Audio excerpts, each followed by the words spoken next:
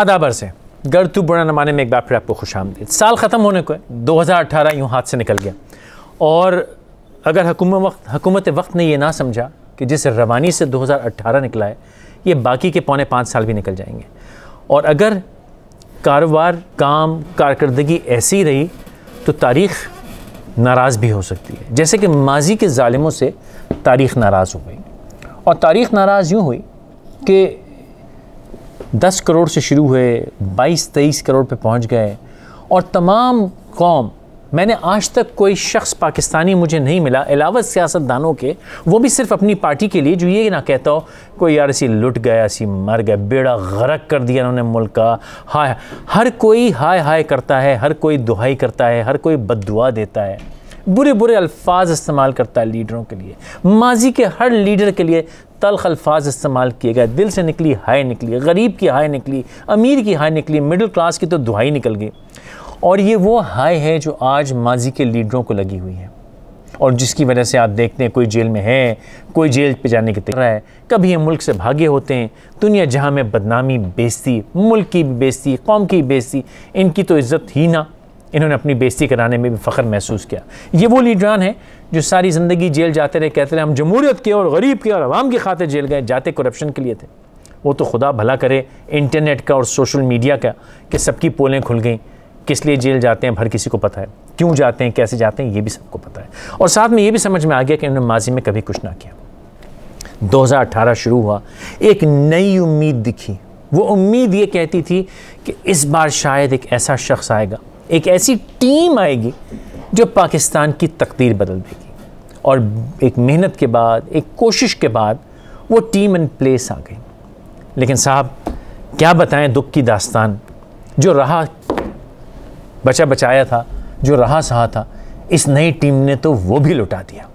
इमरान खान साहब नहायत शरीफ, नहायत मुहिब्बे वतन, अच्छे लीडर, अच्छे इंसान, अच्छी नीयत रखने वाले शख्स, अच्छी उम्मीद रखने वाले शख्स, लेकिन उनकी चारों तरफ वो लोग हैं जिनका माजी भी दागदार है। और अगर जिनका माजी दागदार नहीं है, बेमाजी हैं, तो उन्होंने हाल में जो बेहाल किया है इस मुल्क को, अल्लाह की पनाह। इकॉनमी का बेड़ा गर्क, जिससे बात करो वो रो रहा है।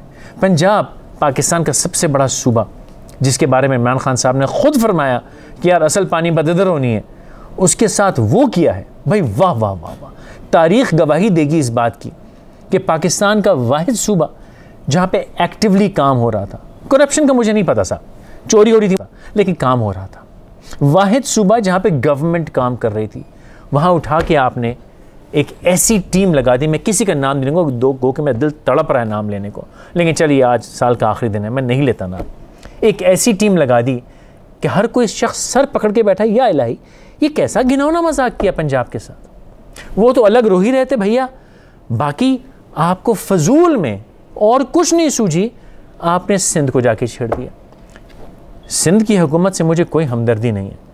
अगर मैंने कहा कि पंजाब वो वाहिद सूबा था जहाँ काम हो रहा था, तो सिंध वो वाहिद सूबा है जहाँ पे पिछले 40 साल से सिर्फ एक ही काम हुआ है, वो है तबाही और बर्बादी का काम।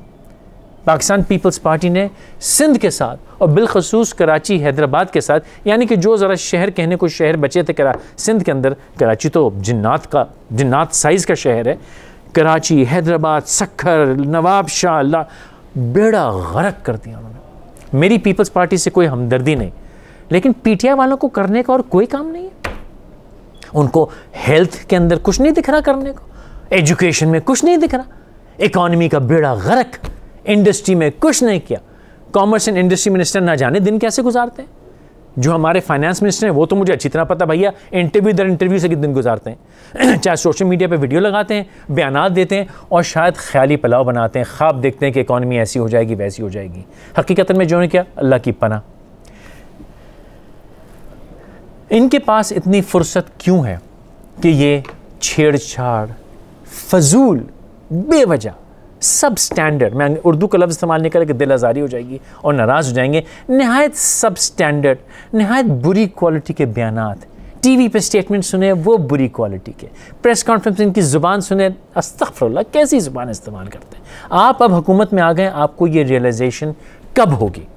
मैं 2018 का आखिरी दिन इस उम्मीद के साथ ये अपना शो शुरू कर रहा हूँ कि शायद आज के दिन ही ये टीम जो इस वक्त पाकिस्तान पे मुसल्लत है, नहायत तलखी के साथ, आजी के साथ में लड़ें, आप मुसल्लत हैं। अलावा इमरान खान के इस पूरी टीम में एक शख्स ऐसा नहीं है जिसको होश हो या पता हो कि वो क्या कर रहा है। अलावा टामक टोइयाँ, अलावा हुल्लड़बाजी, फजूल के प्रेस कॉन्फ्रेंसेस के एक मिनिस्टर मुझे बता दें जो अपना काम कर रहा हो, चाहे फेडरल मिनिस्टर हो, चाहे प्रोविंशियल मिनिस्टर हो, चाहे इनके इंफॉर्मेशन मिनिस्टर हो, चाहे फाइनेंस मिनिस्टर, कोई कुछ नहीं कर रहा। पंजाब की हुकूमत है ही नहीं। लाहौर में इस वक्त ऐसा महसूस होता है जैसे एक घराना हो और उसके वालिद माजिद का इंतकाल हो जाए या शहर छोड़ के भाग जाएं, तो जिस तरह औलाद कसमा पुरसी की परेशानी की आलम में होती है, लाहौर ऐसा लग रहा है इस वक्त। मेरी ज़िंदगी कराची गुजरी, मैं कराची छोड़ के लाहौर आया कि यार रहने लायक एक शहर था। आज एक साहब से मेरी बात हो रही थी फ़ोन पे, कहते कि लाहौर में अब कराची की रंग और बू दिख रही है। माज़रत के साथ कराची से, मैं कराची मेरा शहर है, मैं जो कुछ आज ज़िंदगी में हूँ कराची की वजह से हूँ। लेकिन कराची के साथ पीपल्स पार्टी और मुताद्दिद जमातों ने जो पीपल्स पार्टी जिसके तो उसने जब हशर किया, आज मुझे लाहौर में कचरा दिख रहा है, टूटी हुई सड़कें दिख रही हैं, शहर में अंधेरा है। पहली बार 4 साल में मैंने देखा है कि लाहौर शहर में सड़कों पर बत्तियां गुल हैं। आपको अंदाज़ा है बुज़दार साहब या जो भी कोई शख्स का इस सूबे का जिम्मेदार है, बुज़दार साहब तो यकीनन नहीं है, आपको अंदाज़ा है कि ये एक धमकता चमकता शहर था सिर्फ और सिर्फ 6 माह पहले। सिर्फ 6 महीने में आपने इसने शहर की रूह कब्ज़ कर ली।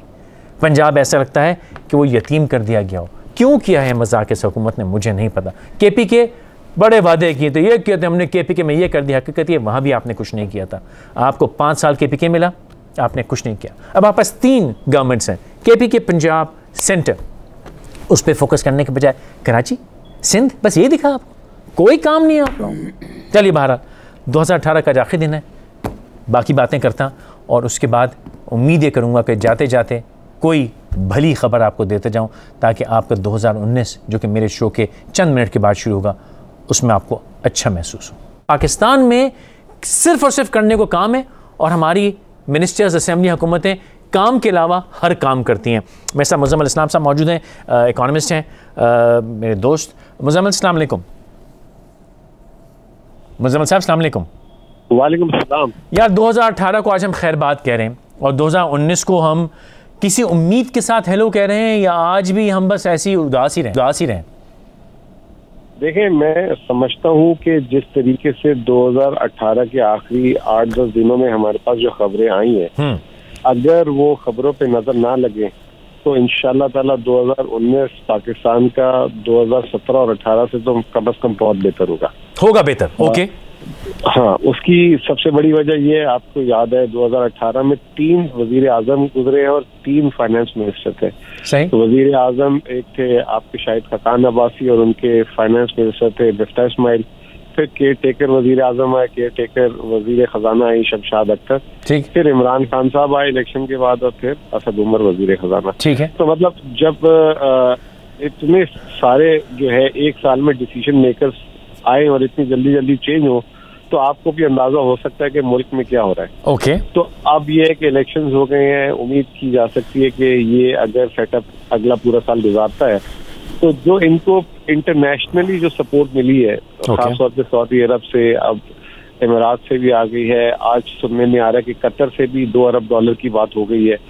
तो ये सारी चीजें जो है, और फिर तेल की कीमतें 40% जो है इस साल के आखिर में गिर जाना, मतलब मैं समझता हूँ कि खुदाई मदद भी हुई है पाकिस्तान की। अब बाकी मदद हमारे और आपके अपने हाथ में है। Very good. हम अपना खुद बेड़ा गर्क करना चाहेंगे तो कोई रोक नहीं सकता। अल्लाह ताला भी कहेंगे कि भाई ये मतलब अगर तबाही का खुश शौक हो फिर तो भैया कोई रास्ते में खड़ा नहीं होगा उसके।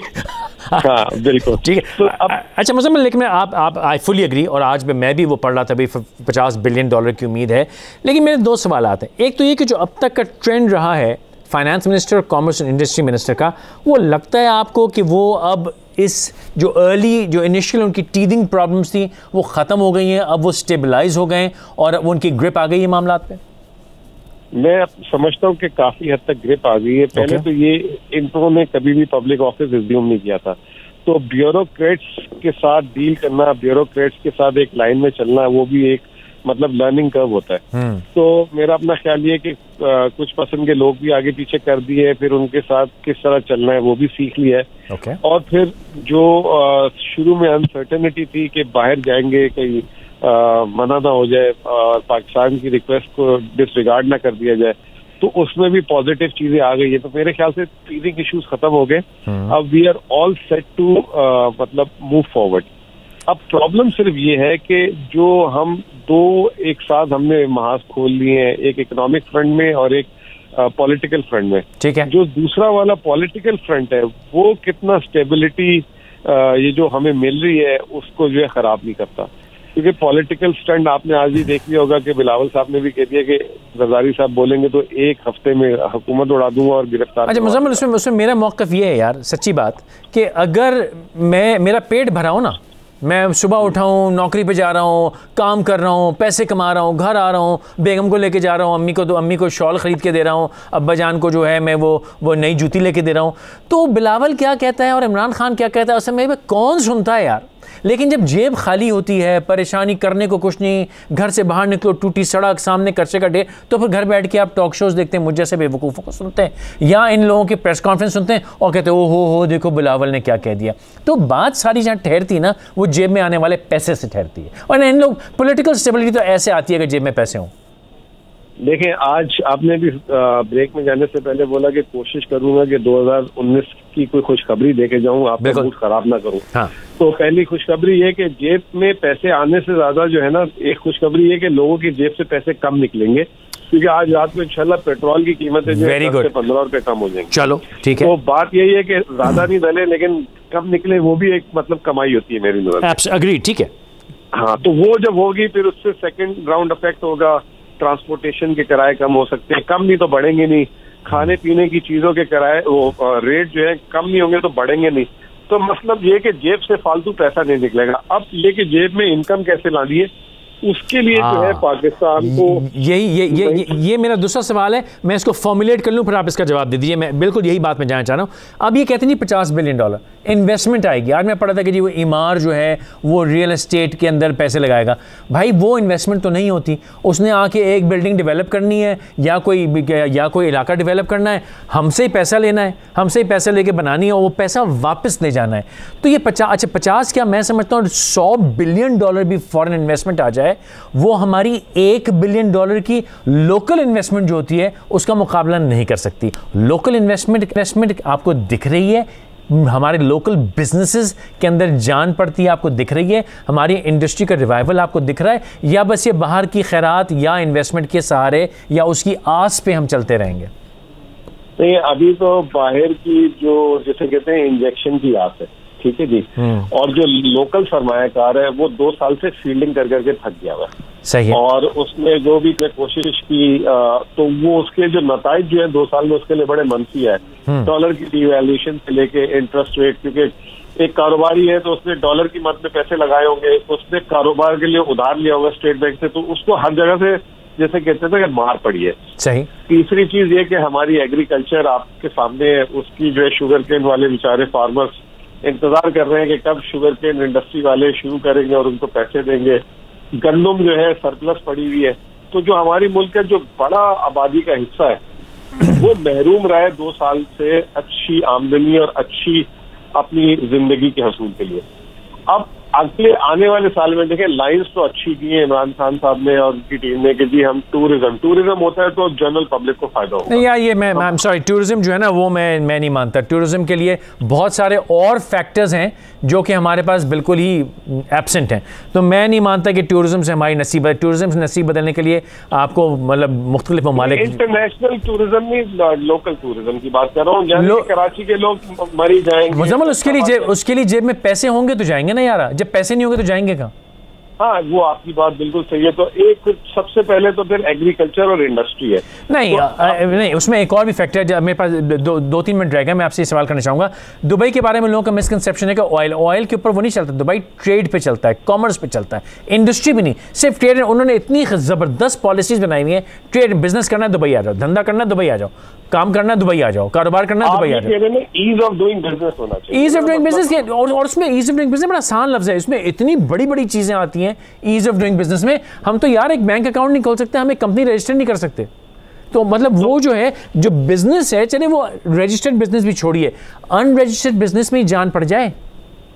देखिए, मैं आपको सिर्फ इसका छोटा सा जवाब ये दे दूंगा कि 2019 में आम आदमी को इतना कोई रिलीफ नहीं मिलेगा, 2021-22 में मिलेगा। ओके, तो आखिरी सवाल, आज इन्होंने ऑटोमोटिव इंडस्ट्री वालों ने कहा कि जी वी सफरिंग, हमने 12,000 जॉब्स खत्म हो गई हैं, 50,000 लोगों को और निकालने वाले हैं। ये सच है कि ये गलत बयानी है? क्योंकि इतना बड़ा इम्पैक्ट अगर आ रहा है कि हज़ारों जॉब्स ऑटोमोटिव इंडस्ट्री ख़त्म हो रही हैं, तो ये तो बड़ी अलार्मिंग किस्म की बात नहीं है?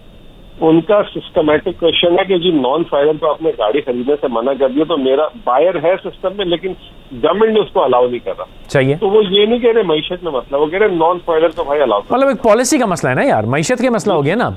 हाँ, मैं उसको मईशत का मसला यूँ देखता हूँ कि आपने जो कुछ भी किया, चाहे कुछ भी हो, लेकिन उसका रिपल इफेक्ट ये आया कि मार्केट से पैसा निकल गया।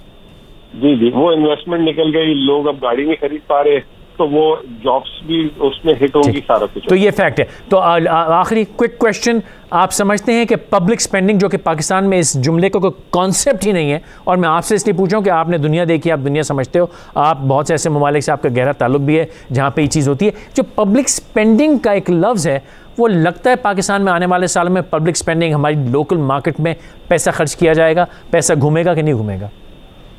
मेरा अपना ख्याल है कि ये साल तो बिल्कुल नहीं घूमेगा, क्योंकि इस साल इनको जो है IMF और दूसरी जगहों पे जाने के लिए साफ मिनी बजट भी आ रहा है जनवरी 15 तारीख तक, तो उसमें इन्होंने दिखाना है करके कि जी हमने अपने खर्चे कम किए।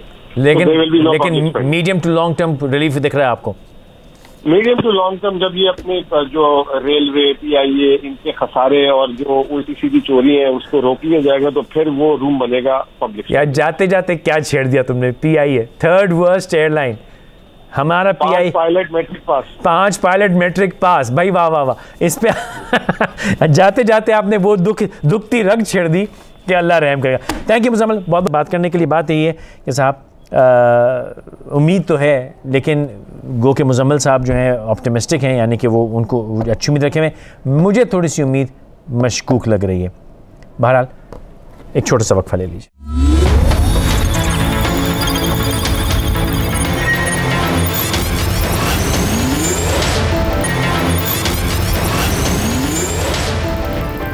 हमारे साथ रहने का बहुत बहुत शुक्रिया।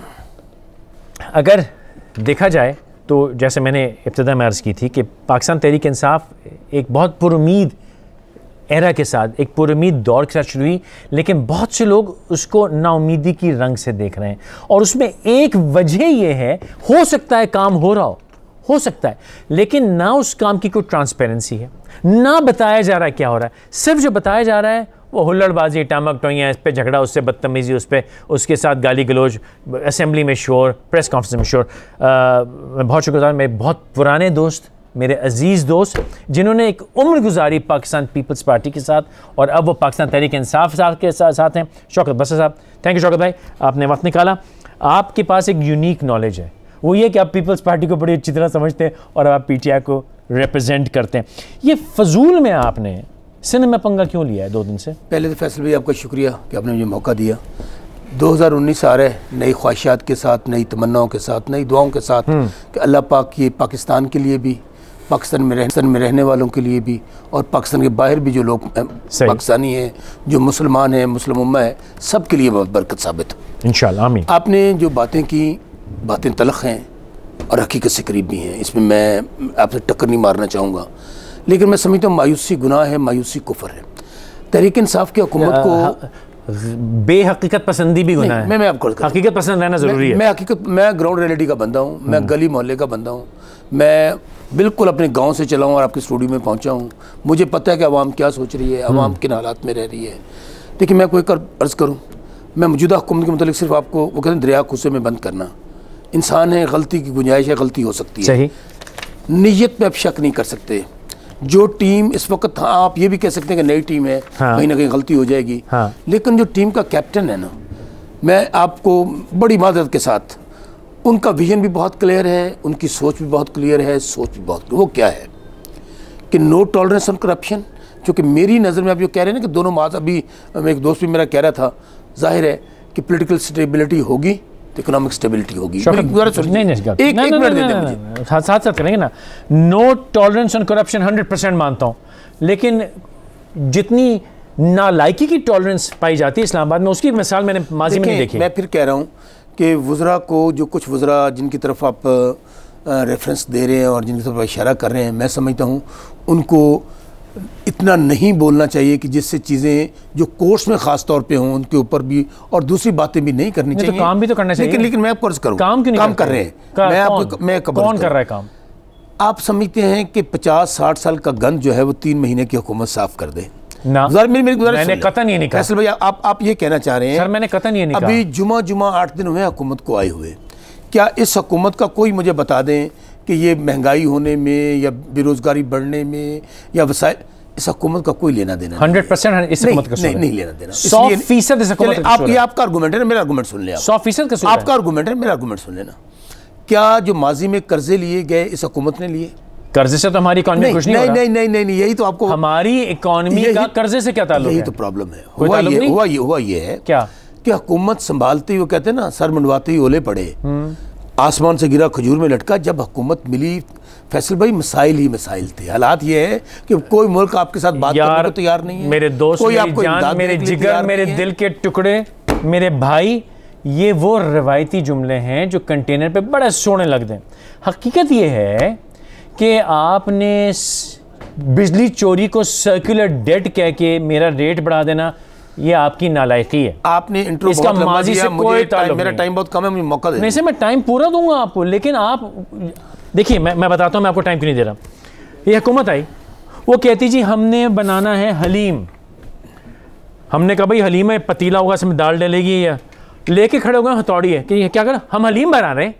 भाई तो हथौड़ी से कैसे हलीम बनाएगा? 10 मिनट। तो आप भी जो बात कर रहे हैं ना, मैं आपको काट ही हो रहा हूँ कि आप वहाँ जा रहे हैं जहाँ जाना नहीं है। फैसल भाई, पहली बात तो ये बड़ा एक पुराना फिक्र है, पल्ले नहीं तेला तो कर दी फिर दी मेला मेला। हालात ये हैं, आपके पास नहीं है वसाइल, मसाइल बेइंतहा हैं। टाइम लगेगा इनको सीधा करने में, डायरेक्शन देने में, चीज़ों को सही जगह पे लेके आने में। अब मुझे एक बात बताएं, एक आपसे मैं फिक्र करता हूँ, क्या तहरीक इंसाफ आज गुल्ला ख़त्म हो जाए, सब बातें ख़त्म हो जाएं, अगर आज खान साहब कह दें कि कोई करप्शन पे किसी का कोई एहतसाब नहीं होगा, करप्शन पे मैंने आंखें बंद कर ली, मुंह बंद कर लिया, हो क्या रहा है? मेरी एक बात को गौर से सुन लें। खान साहब का मौक़िफ़ ये है, मैं अभी उनसे मिला था और बाद में मेरी एक दो जगह पे उन्हें कहा हुकूमत जाती है जाए, मैं वज़ीर-ए-आज़म रहता हूँ ना रहूँ, काम नहीं करूँगा। नहीं, मैं ज़ीरो टॉलरेंस है मेरी उन लोगों के हवाले से, खा वो मेरी पार्टी में है, खा वो किसी और पार्टी में, करप्शन के हवाले से। करप्शन से फर्क नहीं पड़ता। अब आप जो मुझे करप्शन से फर्क नहीं पड़ रहा, जमहूरियत मुझे नालायकी से फर्क पड़ रहा है। जमहूरियत में कोई नालायकी नहीं है। नालायकी है? हाँ, मैं फिर कह रहा हूँ गलती हो सकती है, नालायकी ना कहें। ये पंजाब हुकूमत क्या है? अब आप पहले एक और बात भी नहीं सुन लें। पंजाब हुकूमत की जहाँ तक आप बात करते हैं, मुझे ये बताइए कि टीम नई है, क्या आपको उनकी करप्शन किसी आज 4 महीने हो गए, किसी वज़ीर की करप्शन मुझे बता दें? किसी वज़ीर के हवाले से ये नहीं, मैं गुजारिश सुने ना, सीएम से लेके नीचे तक कि इन लोगों ने वही टकेमारी, कमीशन माफिया, 2 नंबरी नौकरियां कोई बेची हो। अब बात यह है कि वक्त लगेगा फैसल भाई, आपको 3 महीने, आप ये चाहते हैं कि 5 साल की हुकूमत का हिसाब आपको 3 महीने में मैं दे दूं, ये नहीं हो सकता। हमारे साथ निसार में चीमा साहब TMLN के वो हैं MNA, वो भी शामिल हो रहे हैं, और फ़ोन पे नाज बलोच साहब मौजूद हैं। शौकत साहब, आप जो बात कर रहे हैं ना, करप्शन बड़ा आसान है, करप्शन का स्कैंडल ना निकालना, कमी ना करो। नहीं, आप घर से कुछ निकलो ही नहीं, आप आराम से बैठे रहो, करप्शन तो होगी ही नहीं। फैसल भाई अभी सुनिए, मेरा तल्लुक जनूबी पंजाब से है। अच्छा। जो हुकूमत का एक कमिटमेंट थी कि हम वो ख़ास तौर पे डिप्राइव्ड इलाके, अच्छा, जहाँ पे वसाइल जो है उनके हैं, लूट कोई और रहा था। अभी चीफ मिनिस्टर पंजाब गए हैं, जनूबी पंजाब के दौरे पे, वहाँ पे उन्होंने डिस्ट्रिक्ट वाइज, मैं समझ गया, डिस्ट्रिक्ट वाइज फंड एलोकेट कर दिए। समझ गया, ये पीपल्स पार्टी का पुराना काम है, और आपने पीपल्स पार्टी में बहुत गुजारा है, तो आपकी आदत हो गई है कि जो अच्छी चीज़ है बुरे को उसके बराबर मत लाओ, अच्छे को बुरा कर दो। नहीं, ये पुरानी स्ट्रैटेजी पीपल्स पार्टी की स्ट्रैटेजी नहीं है। मरहूम जुल्फ़िकार अली भुट्टो की बुनियादी ये थी, बताइए क्या जो स्कूल चलता है उसको बंद कर दो, खराब स्कूल को बेहतर नहीं करो, चलते वाले को बर्बाद कर दो। ये क्या बुरा है कि जिन लोगों के वसाइल हैं, जिन लोगों की महरूमियाँ हैं, वहाँ पर आपने अभी लाहौर की मिसाल ये इमोशन आपको लाहौर के कुछ जगहों पे हुआ कि वहाँ बत्तियाँ बंद हैं या थोड़ा गंद, आपने कभी छोटे इलाके देखे? ये इमोशनल, आप हारूनाबाद चले ना मेरे साथ, ये इमोशनल ब्लैकमेल, ये इमोशनल ब्लैकमेल मेरे साथ चलता ही नहीं। आपको हारूनाबाद से करना करें, लेकिन जो चलता है उसको भी बंद कर रहे हो यार। बंद कर रहे हैं? कौन कर रहे हैं? आप कर रहे हैं? कोई बंद नहीं कर रहा भाई। आप साउथ पंजाब में मेहनत करें, नॉर्थ पंजाब का बेड़ा गर्क क्यों कर रहे हैं? बेड़ा गर्क कर रहे हैं भाई। यहाँ पे नाज बलो साहब, नाज वक्त मुख्तसर शौकत ने जाना है, आपसे फिर मैं बात कर लूंगा, लेकिन मुझे बता दिए सिंध में क्या तमाशा कर रही पीटीआई यार, और आप लोग काम क्यों नहीं करते हैं? अच्छा, आपके भी एक बड़ी इंपॉर्टेंट वैल्यू, क्योंकि आपने सारी जिंदगी पीटीआई के साथ गुजारी, और आप सॉरी पीटीआई और आप पीपल्स पार्टी में। नाज क्या कहिएगा सिंध में क्या हो रहा है? नाज पहले नाज एक बात मैं कह दूं आपको जल्दी से, जो ये समझ रहे हैं ना कि वहां पे गवर्नर राज लग जाएगा, वहां पर कोई गैर कानूनी कोई काम गैर आईनी और गैर कानूनी नहीं होगा। मुझे उससे फर्क ही नहीं पड़ता। बढ़ के अगर किसी ने मारी है सर, मुझे उससे फर्क नहीं पड़ता। आप गवर्नर रूल लगाएं, आप भाई रूल लगाएं, आप चाचा रूल लगाएं, मुझे एक चीज में इंटरेस्ट है, मेरी जिंदगी आप बेहतर करेंगे, नहीं करेंगे तो प्लीज आप इस्तीफा दे दें। मुझे इसके अलावा किसी चीज से, सियासत से इंटरेस्ट नहीं है। 2019 आपके लिए बहुत खुशी। नाज, अस्सलाम वालेकुम, क्या कहिएगा? दरअसल देखिए, बात यह है कि अवाम के मैंडेट से जो हुकूमत आई हुई है और जो हुकूमत एक मेजोरिटी के साथ मौजूद है, उसमें एक आकर अचानक से जो है वो पीटीआई के एमपीए साहब एक दिन आके कहते हैं कि जी हमने जो है वो फॉरवर्ड ब्लॉक बना देनी है। दूसरे जो है वो आके कहते हैं कि जी हम गवर्नर राज लगाने लगे हैं। इस किस्म की बातों से मैं समझती हूँ कि ये खुद अपना तमाशा बना रहे हैं। ऐसी कौन सी जो है मुसीबत आन पड़ी है इनके ऊपर? यार बोर हो रहे थे, केपीके की संभल नहीं रही, ये बोर हो रहे थे। केपीके की हुकूमत तो इनसे संभल नहीं रही। कारकर्दगी की इतनी बुरी हालत है कि महंगाई उरूज के ऊपर है। कहते थे हमने लोन नहीं लेना, हमने कर्जा नहीं लेना, जा जाके एक मुल्क से भीख मांग रहे हैं, कर्जा मांग रहे हैं, IMF में जा रहे हैं। ये तमाम चीजें वो कर रहे हैं जिसके खिलाफ इन्होंने हमेशा नारे लगाए, और फिर आती इंतकामी कार्रवाई की जो इन्होंने कैफियत में आ गए हैं, इंतकामी कार्रवाई मोड के अंदर आ गए हैं। आप ये देखें कि ECL के अंदर आने वाले तमाम नामों का अदालत में बाद में पता चला है, JIT अदालत में बाद में गई है, और पहले ही इनके MP और MNAs बता रहे हैं। शहजाद अकबर साहब जो है वो जाके JIT में हीरे मोती पिरो रहे हैं, वो खुद जाके वहाँ पे मनगढ़ंत कहानियां गढ़ रहे हैं। जो इनके जिस पे गुस्सा आ रहा है उसको JIT में फिक्स करे जा रहे हैं, और JIT की बेसिस के ऊपर ECL में सिंध जो कि पाकिस्तान का दूसरा बड़ा सूबा है, उनके CM का नाम ECL के अंदर चले। वो तो चीफ जस्टिस साहब ने सॉर्ट आउट कर दिया ना, वो तो मसला खत्म हो गया। चीमा साहब बहुत शुक्रिया, आपने वक्त निकाल तशरीफ लेके आए। मुझे जरा मुख्तसर बता दिए, पीपल्स पार्टी सॉरी PTI इतनी बोर क्यों हो रही थी पिछले 3 दिन से, कि उन्होंने एंटरटेनमेंट क्यों लगाई थी सिंध वाली है? देखें, बदकिस्मती से जो इनकी परफॉर्मेंस रही है पहले 4 महीने में, अंदाज़ा करें कि ये कोई एक स्टेप कोई ऐसा नहीं ले सके जिसमें पब्लिक को कोई रिलीफ मिला हो, किसी गरीब आदमी को कोई रिलीफ मिला हो, एक स्टेप। और ये इन्होंने जो रिकॉर्ड कायम किए हैं इस हुकूमत ने, उनमें से एक ये भी शामिल हो गया है कि कोई हुकूमत जब से पाकिस्तान बना है, कोई हुकूमत इतनी जल्दी डिस्क्रेडिट नहीं हुई अवाम की नज़रों में जितनी जल्दी ये हुई। डिस्क्रेडिट ना कहें, नहीं ये बात इसलिए मैं कह रहा हूँ, डिस्क्रेडिट नहीं, गुजारिश सुन ले, ये लफ्ज़ वापस ले लें। आप भी कहते हैं कि फेल हुई है, आप भी कहते हैं कि ना, डिस्क्रेडिट नहीं हुई। मैं गुजारिश सुन ले। अच्छा, गुजारिश ये है कि मैं शौकत साहब से मैं कहता हूँ और पूरे एतमाद के साथ कहता हूँ, अपने हल्के में चले जाएँ, जाके पूछें जो वोटर्स हैं वो कानों को हाथ लगा रहे हैं, वो बिलबिला उठे हैं कि जी इन्होंने आते ही महंगाई का जिस तरह एक बम गिराया है उनके ऊपर, हर चीज़ की कीमत बढ़ गई है। डॉलर की कीमत 104-5 से 140 तक चली गई है, गैस की कीमतें इन्होंने बढ़ा दी, बिजली की कीमतें बढ़ा दी। टीवी से पैसे इनको पता ही नहीं था, इनका कसूर नहीं है। तो बात सही बात है कि इनकी ना पॉलिसी है, ना कोई प्लानिंग है, ना कोई प्रोग्राम है, ना विजन है। बेटा सोच रहा हूँ 3 लोग मिलकर ना विजन है, मैं अपने टर्न पे बोलूँगा, ना विजन है, ना टीम है, ना तजुर्बा है, ना कोई पॉलिसी है, ना कोई प्लानिंग है, ना प्रोग्राम है, बदकिस्मती से।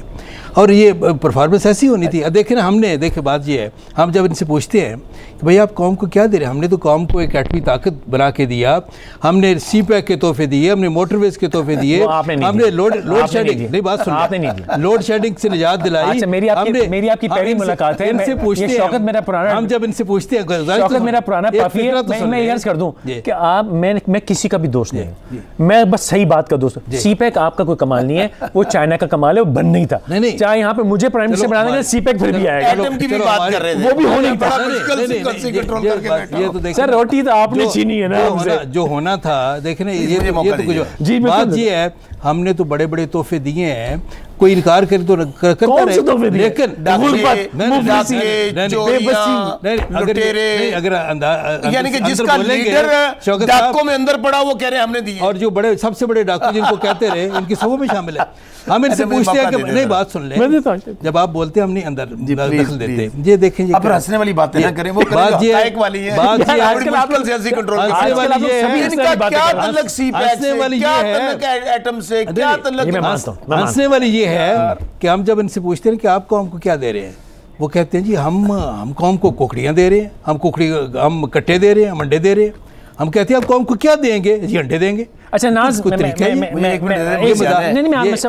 एक मजाक नहीं है, मैं 5 मिनट में इसको कंक्लूड भी करता हूँ। पॉइंट ये है कि शौकत साहब, परेशानी की बात पता है क्या हो गई है कि आप लोगों की काम ना करने की वजह से, एक्चुअली सोचें कितना अजीब बात है, पाकिस्तान पीपल्स पार्टी और पीएमएल का दौर बेहतर लग, अल्लाह या अल्लाह, ये क्या जुमला मेरे मुंह से निकल रहा है, ये बेहतर लगने, खुदा की वो भी हंस रहे हैं।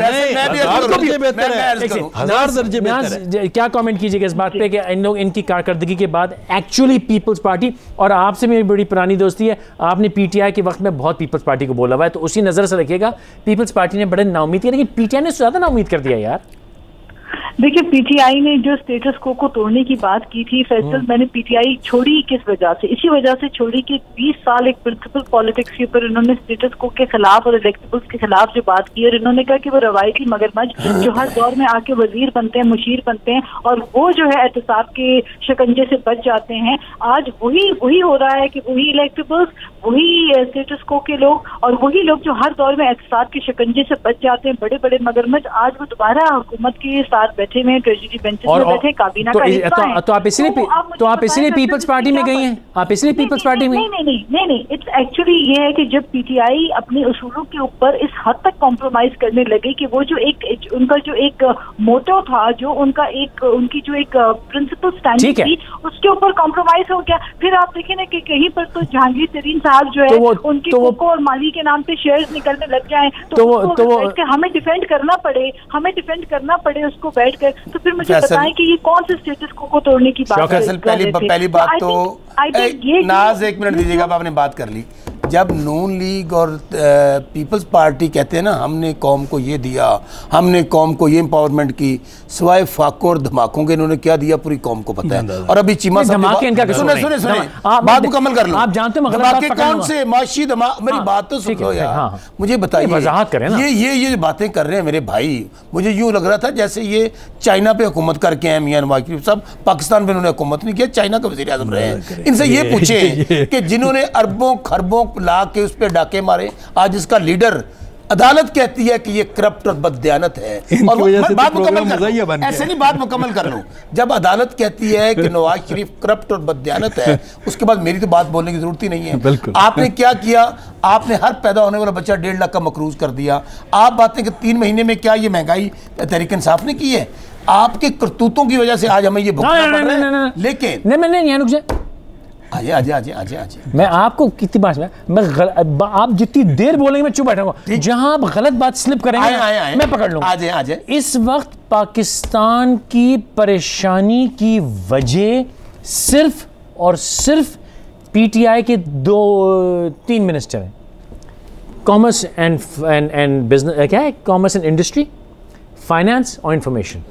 ये 3 लोग हैं जिन्होंने पाकिस्तान में वो और अल्हम्दुलिल्लाह पंजाब की पूरी हुकूमत, भाई वाह वाह वाह फैसल, ये भाई वाह, जिन डाकुओं, चोरों, लुटेरों को वापस पकड़ा जा रहा है, अल्फाज वापस लें, मैं जिन वापस लें, वापस लें, क्यों लूं? आप ये नहीं कह सकते, क्यों नहीं कह रहा? वापस लें। या डाकू चोर लुटेरे नहीं पकड़ने चाहिए? पकड़ने चाहिए, खा वो जहां भी हो, खा वो तरीके इंसाफ में हो। अग्रीड। सबसे पहले शौकत बदरा से शुरू कर ले, मैं बाकी को छोड़ देता हूं। तू तो नहीं बचना। मैं कहता हूं मैं हाजिर हूं।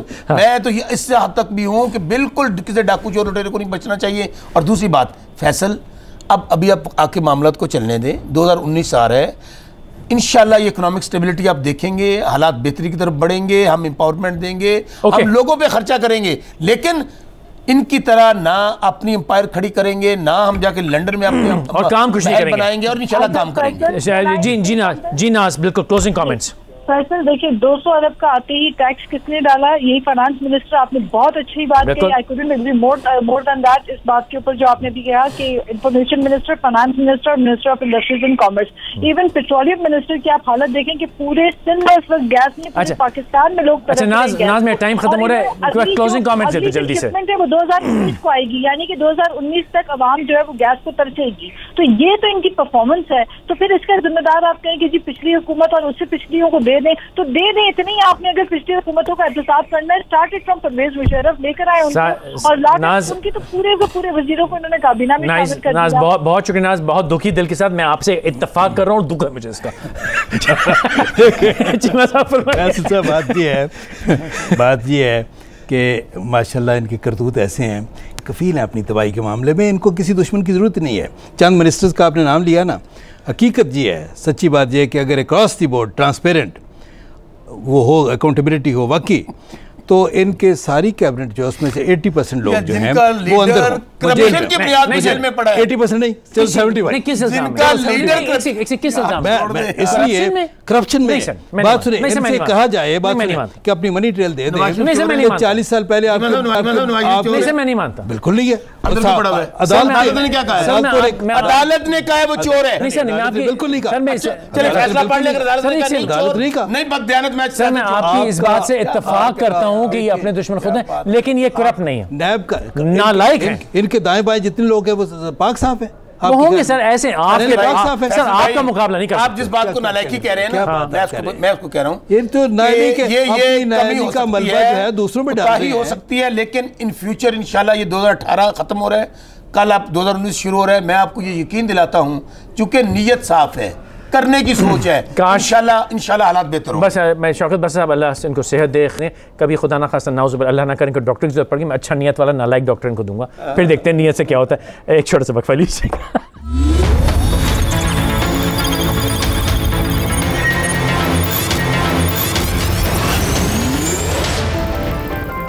हमारे साथ रहने का बहुत बहुत शुक्रिया। बात इकॉनमी की हो रही है, बात कैश फ्लो की हो रही है, बात पब्लिक स्पेंडिंग की हो रही है। पाकिस्तान में एक और बड़ा कन्फ्यूजन है फाइलर नॉन फाइलर का। बदनसीबी से, और जब मेरे साथ दुरानी साहब शो किया करते थे, हम दोनों ने बैठ के इस बारे में बात की कि बदनसीबी से पाकिस्तान में हम टैक्स पेयर को चोर कहते हैं सिर्फ इसलिए कि वो गोशवारे दाखिल नहीं करता। टैक्स पेयर हर पाकिस्तानी पर शनाख्ती कार्ड है, अगर किसी के पास मोबाइल फ़ोन भी है ना, वो भी टैक्स पेयर है। वो एक कैमरा मैन मेरे सामने साथ बैठा है, मेरी आंखों में आंखें डाल के देख रहा है, अगर उसकी तनख्वाह 20,000 रुपये है और उसके पास एक मोबाइल फ़ोन है और बिजली का बिल है, वो टैक्स पेयर है। ये गवर्नमेंट की रिस्पॉन्सिबिलिटी है कि वो साल के आखिर में उसको स्टेटमेंट भेजे, भाई मैंने तुझसे इतना कैश ले लिया, तेरी तनख्वाह बेचारे 20,000 रुपये थी, मैं हमसे माफ़ी मांगते हैं, हमने तुझसे 350 रुपये टैक्स, ये 350 रुपये हमने तुझे वापस कर दिए। उल्टा क्या कहते हैं, ओए तू नॉन फाइलर है, तू चोर है, अब तू बैंक अकाउंट भी नहीं खोल सकता, अब जो तू गाड़ी भी नहीं खरीद सकता, अब तू ज़मीन में। ये ज़ाती है, मेरा ज़ाती मौक़िफ़ ये है। और दूसरा ये, मैं फाइलर हूँ अल्हम्दुलिल्लाह कोई 32-34 साल से। आज से कोई महीना पहले मैंने एक शो किया था, बैंक अकाउंट में खोलने गया, मेरा बैंक अकाउंट नहीं खुलता। कहते सोर्स ऑफ इनकम में चाहिए। मैंने कहा भाई मैं रिटायर्ड आदमी हूँ, मेरी कोई इनकम नहीं है, मैं जमा पूंजी खाता हूँ। कहते ना, हो नहीं सकता। मैंने कहा भाईजान मैं टैक्स फाइलर हूँ, मेरा नेशनल कार्ड। तो फाइलर यानी एक वकील को पैसे दे के गोशवारे दाखिल करने का मुझे कोई फ़ायदा नहीं है।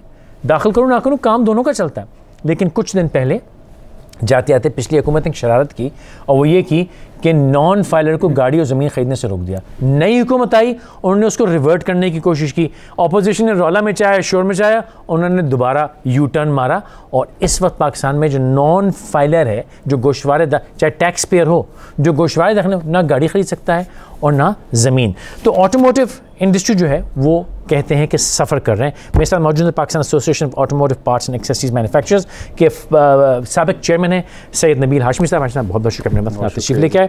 ये क्या मामला है जो आपने एक अपील खान साहब से की है? भाई इसको स्क्रीन पे दिखा दीजिएगा, ये अपील जो है ये क्या मामला है हाशमी साहब? देखें, अपील हमारी इसलिए हुई है बिकॉज हम वैसे ही we didn't want to go to the press, but what has happened is that we been trying to get hold of the government. उन्हें कोशिश कर रहे हैं कि उनसे रब्ता करें, उन्हें बताएं कि हमारी इकॉनमी, हमारी जो इंडस्ट्री है वाकई वो एक रैपिड रिसेशन, एक तो होता है ना, ठीक है इकॉनमी के मुख्तलिफ इशूज़ हैं। आपने कहा आप रब्ता करने की कोशिश कर रहे हैं और रब्ता नहीं हो रहा? नहीं, हमने तो उनको बार बार लेटर्स लिख रहे हैं कि जी हमसे मुलाकात करें। किसको? है ना जी, जो हमारे रेलेवेंट मिनिस्ट्रीज जो हैं, देखिए हमारी इंडस्ट्रीज की रेलेवेंट मिनिस्ट्रीज हैं, हमारी कॉमर्स की मिनिस्ट्रीज हैं, आप खुद समझ जाएंगे। फाइनेंस, कॉमर्स, इंडस्ट्री, यस, मेरे दोनों पक्के दोस्त, well you can ask them. Asad Umar ने पक्के दोस्त ने नेगेटिव है, असद उमर साहब, अब्दुल दाऊद साहब, हमें दोनों को चिट्ठियां लिखने के जवाब नहीं आए, बिल्कुल नहीं आए जी। आप ये फरमा रहे हैं कि Pakistan association of automotive parts and accessories manufacturers, जिसको क्या आप कहते हैं, PAA, पापम, आप चिट्ठियां लिख रहे हैं इन दोनों मिनिस्टर्स को और वहां से जवाब नहीं आया? बिल्कुल नहीं आ रहा। कितने दिन से? जब से गवर्नमेंट आई है। शाबाश, ठीक है। अब आप देखें हमारी Sanat, it is the most documented sector in this country. ठीक है। We are 100% tax compliant industry हमारी है, ठीक है। पूरा वैल्यू चेन, हमारा वैल्यू चेन है सारा, हम उसके अंदर लॉक्ड हैं। Almost third highest revenue paying industry है हमारी, ठीक है। अब ये जो फाइलर वाला इशू है सर, ये खाली ये इशू नहीं है, फाइलर का मेन इशू है, हम तो ये एक स्टैंड ले रहे हैं कि देखें इससे पहले भी आपने एक फार्मूला निकाला हुआ था कि फाइलर एक्स अमाउंट देगा और नॉन फाइलर एक्स अमाउंट देगा। आप ज़रूर नॉन फाइलर को टैक्स पेयर करें, मैं बिल्कुल नहीं कहता कि जी नॉन फाइलर को आप प्रमोट करें या कुछ करें, लेकिन उसका एक अमाउंट थी तयन हुई थी कि अगर नॉन जो टैक्स पेयर है वो इज एन इंडस्ट्री। अब उससे हुआ क्या है, मेरी सनत जो है, पहले देखे ना, मेरा तो 200 करोड़ थी ना मेरी कस्टमर, ठीक है, अब वो 1.4 मिलियन हो गई जो कि टैक्स पेयर है। अब मुझे बताएं ये पूरी इंडस्ट्री कैसे सस्टेन होगी 14 लाख लोगों 2 करोड़ से 14 लाख बाहर हो गए आपके, 200 मिलियन 20 करोड़, देखें ना। अच्छा, पोटेंशियल, मेरा पोटेंशियल चले आप 10 करोड़ कर दें सर, आप 10 करोड़ कर दें, आप 8 करोड़, पोटेंशियल बाहर 10 करोड़ नहीं है यार आपका सर, आपका पोटेंशियल बाहर 1 करोड़ था 14 लाख रह गया, 14 लाख रह गया, ठीक है ना। तो मतलब सारे यार पाकिस्तान की आबादी सुनाना चला के ना, मेरी मार्केट जो है ना पूरी, ठीक है, absolutely my point of view is हम लोग टैक्स पेयर नहीं हैं सर, हम हैं सनतकार, हम हैं स्मॉल एंड मीडियम इंडस्ट्रीज़, हम अपनी इंडस्ट्री को चलाने के लिए इधर बैठे हैं। इंडस्ट्री चलाने के लिए हमने सरमायाकारी की है, हमने टैक्स कलेक्टर बनने के लिए नहीं की। वो जिस अदारे का काम है ना, आप उससे पूछें कि जी के पिछले 70 साल में 14 लाख क्यों हुए हैं। इट्स नॉट बेसिकली उन्होंने टैक्स फाइलर के चक्कर में उन्होंने उठा के एक इंडस्ट्री को उड़ा दिया, हमें बिल्कुल उड़ा दिया। आप ये फरमाते हैं कि जी आप लोग 12,000 नौकरियां निकाल चुके हैं जी, और 50,000 और निकालने। जल्दी से मेरे पास 3-3.5 मिनट हैं, मुझे समझाइए इसकी साइंस क्या है। देखें, हर कार की जो प्रोडक्शन होती है ना, हमने उसका एस्टिमेट किया हुआ है 2.5 से 3 नौकरियां एक कार की प्रोडक्शन से, ठीक है, होती है, ठीक है जी। गाड़ियों की डिमांड करके क्योंकि बाय नहीं कर सक रहे, बाय नहीं कर रहे, वो तो मेरी लेट्स से 22,000 गाड़ी महीने की अगर बनती थी, तो अगर अब 15,000 रह गई तो 6,000 से आप एस्टिमेट कर लें करंट डाउन ट्रेंड क्या है, and it will keep on going down if things are not corrected. This is not the only reason. देखिए और क्या वजूहात हैं मुख्तसर? और उसके अलावा पूरी इकोनॉमी का जो डाउन टर्न है वो मार्कअप है हमारी। देखें, कार फाइनेंसिंग भी होती थी, उसका हायर मार्कअप हो गया, राइट। अब उसके साथ भी कस्टमर स्क्वीज कर गया, that is another reason. And it's not only the car bye the वे, हमारी अपील के अंदर हमारे ट्रक और बसेस का सेक्टर भी डाउन है इस वक्त, हमारे ट्रैक्टर्स का भी सेक्टर। अच्छा, अब ट्रैक्टर की मज़े की बात सुन लें। ट्रैक्टर के अंदर इशू ये है कि it is the perception that the government has given कि जी हमने यूज्ड ट्रैक्टर बाहर से इंपोर्ट करना। अब मुझे बताएं, दुनिया के अंदर कोई यूज्ड चीज़ जो कि सेफ्टी मुख्तलिफ इशूज़ होते हैं, लेकिन आप यहाँ के मैन्युफैक्चरर्स चलाकी करते हैं ना सर, गाड़ियाँ बड़ी महंगी हैं, प्रोडक्शन डिमांड 100 की है, बनाते 4 हैं, 8 महीने का चक्कर चलाया हुआ आपने डिलीवरी का, मार्केट में ऑन करके 2-2 लाख 3-3 लाख ऑन करके गाड़ियाँ, उसको बिल्कुल देखें। पहली बात उधर तो कुट लगनी चाहिए। आप देखें, आप उनको बुलाएं, आप ज़रूर उनसे ये बातें पूछें। बट एक मैं आपको बता दूं, करंट गाड़ियों की जो प्राइसेस डिलीवर कस्टमर को मिलती है उसके अंदर 35 से 36% टैक्सेशन इम्पैक्ट है। अब आप एस्टिमेट खुद लगा लें, कार जो कि आपको 8.25 लाख की मिलती है, आप उसका टैक्स कैलकुलेट कर लें तो वो एक्चुअल तो 5.5 या 7.25। तो गवर्नमेंट ने अपनी एक्चुअली रेवेन्यू उड़ा दी है। That is चाहे वो फाइलर था, नॉन फाइलर था, वो टैक्स तो देता था। हमारा ऐड देखें, उसके अंदर में ये भी लिखा है कि यार आप अपना भी नुकसान कर रहे हैं, हमारा भी नुकसान कर रहे हैं। तो इसका लॉजिक क्या है? और मैंने जो परसेप्शन की बात की है ना, ये जो ट्रैक्टर्स के अंदर मैंने यही बात की है कि जी बात दे जस्ट अनाउंस कि जी हम यूज ट्रैक्टर इंपोर्ट करेंगे। अब उसकी वजह से सारी मार्केट बैठ गई है। ये क्या बात है जी? आप क्लैरिफाई तो करें ना। देखिए, स्टेट का काम क्या है? स्टेट का काम ये है कि सनत को करंट इकनॉमिक डाउनटर्न अगर मुख्तलिफ वजूहात के हम उनको रिकग्नाइज़ करते हैं, लेकिन आप परसेप्शन तो ऐसा कम से कम देना। एक स्टिमुलस, बातों से तो स्टिमुलस होता है ना, इधर तो हालात जो हैं वो ऐसे हैं कि हमें कुछ समझ ही नहीं आ रही है। एक तरफ से हम सीधे होते हैं और कोई सुनवाई है ही नहीं। तो आपने आज अखबार में स्टार लगाया। That is what we have done, what else do we do. मैंने शो की इब्तिदा इस आस इस उम्मीद पे की थी कि जाते जाते पुरुम्मीद होके जाऊंगा, लेकिन हाशमी साहब ने जो बात की तो मेरा दिल ही दुख गया। गो कि मुझे उम्मीद यही थी, क्योंकि असद उमर साहब को अगर प्रेस कॉन्फ्रेंसेस और टीवी इंटरव्यू से फुर्सत मिलेगी तो उनकी चिट्ठी पढ़ेंगे। और जहाँ तक रज़ाक दाऊद साहब हैं, बहुत भले आदमी हैं, समझदार आदमी हैं, ख़ुद इंडस्ट्रियलिस्ट हैं, बहुत बड़े बिजनेसमैन हैं, वो क्यों नहीं इस बात को समझ रहे हैं मुझे नहीं पता। बहरहाल दोनों हज़रात ने कम्युनिकेशन ले ली हैं, तो मुबैना तौर पर बकौल इनके ये कहते हैं कि उन्होंने कई बार उनको चिट्ठियाँ लिखी और वहाँ से जवाब नहीं आया। 1 मिनट और है मेरे पास, क्या कहिएगा, क्या डिमांड है आपकी, किस चीज़ से मसला हल हो सकता है? हमारा देखें सिर्फ एक डिमांड ये है कि हमें काम करने दें। मुख्तलिफ हमारी ऑटो पॉलिसी के अंदर रेगुलेटरी थोड़े से इश्यूज़ हैं, वो हमारी डिमांड है, उसको करेक्ट करते हैं। चूँकि हमारा ये फिक्र है कि न्यू एंट्रेंट्स जो आ रहे हैं हम उनको सपोर्ट करते हैं। By the way we want the industry to new entrant, जो नए कार मैन्युफैक्चरिंग आने चाहिए, बिल्कुल आने चाहिए। एंड हमने जी we were architect of the current policy, बिल्कुल हम कोई नहीं कह रहे, बट उसका जो लॉ है ना जी वो ये है, इधर आएँ, सनत लगाएं और अगले 5 सालों में मुकामी सनत को भी वो सपोर्ट करें, जो पिछलों ने नहीं किया। नहीं, पिछलों ने, this statement is not correct, this is again a perception, no it's not.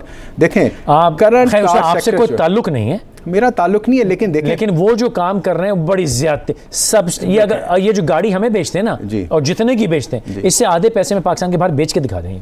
देखें ऑटो इंडस्ट्री जो है ना, it is not only the assemblers, हमारा पूरे वैल्यू चेन के अंदर आपके जो ऑटो पार्ट सनत जो है ना वो 60% ऑफ द वैल्यू चेन है। तो हम एक्चुअल इंडस्ट्री हैं, नौकरियां हमारे पास हैं, टैक्स हम देते हैं, ग्राउंड पे हम एग्जिस्ट करते हैं, जो कि पाकिस्तानी सनत। बहुत बहुत शुक्रिया अपने वक्त का तशरीफ लेके मैं जाता है। सिर्फ मैं दरख्वास्त ये करूँगा, 3 मिनिस्टर्स मैंने कहा बहुत इंपॉर्टेंट हैं। मिनिस्टर इन्फॉर्मेशन कम इम्पॉर्टेंट है क्योंकि वो सिर्फ जो है डिस्पॉन्डेंसी, नाउमीदी फैलाते हैं अपनी बिला वजह की बेमानी प्रेस कॉन्फ्रेंस और बयानात करके। तो मुझे उम्मीद है कि इमरान खान साहब उन पे कोई रोक लगाएंगे कि भाई तू काम कर लिया कर यार, फजूल के इंटरव्यू मत दिया कर। जहाँ तक बात रही बाकी 2 मिनिस्ट्रीज जिन पे मेरा दिल बड़ा दुखता है, एक मिनिस्टर फॉर फाइनेंस और दूसरे हैं कॉमर्स एंड इंडस्ट्री, 3 मिनिस्ट्रियाँ हैं। इमरान खान साहब हाथ जोड़ता हूँ, खुदा का वास्ता है जल्दी इन दोनों मिनिस्ट्रीज़ पर नज़रसानी कीजिए। हालांकि आपने इनको दोनों को अपने रिव्यू में ओके की रिपोर्ट दी थी, ये बिल्कुल नॉट ओके है। अगर आपको ये लोग समझा रहे हैं कि जी थोड़े दिन में यूँ सही हो जाएगा, नू सही हो जाएगा, मैं नहीं समझता कि कुछ भी सही होगा। और अगर आपको उल्टे सीधे यू टर्न्स लेने पड़े, जितना डिले करके लेंगे और बिला वजह की एम्बेरसमेंट होगी। जल्दी खान साहब आप एक समझदार आदमी हैं, इस पर नज़रसानी कीजिए। हम सब की तरफ से आप सबको बहुत बहुत नए साल की मुबारकबाद। अल्लाह ताला, मुझे उम्मीद है कि 2019 पाकिस्तान के लिए एक नहायत खूबसूरत, एक नहायत बेहतरीन साल बनाए। अगले चंद मिनटों के बाद हवाई फायरिंग मत कीजिएगा, खुदा का वास्ता है। सड़कों पर हुल्लड़बाजी मत कीजिएगा, तमीज़ और तहज़ीब के साथ नया साल मनाइएगा। इंशाअल्लाह ज़िंदगी रही, खैर रही तो कल फिर मुलाकात होगी। तो इजाज़त दीजिएगा।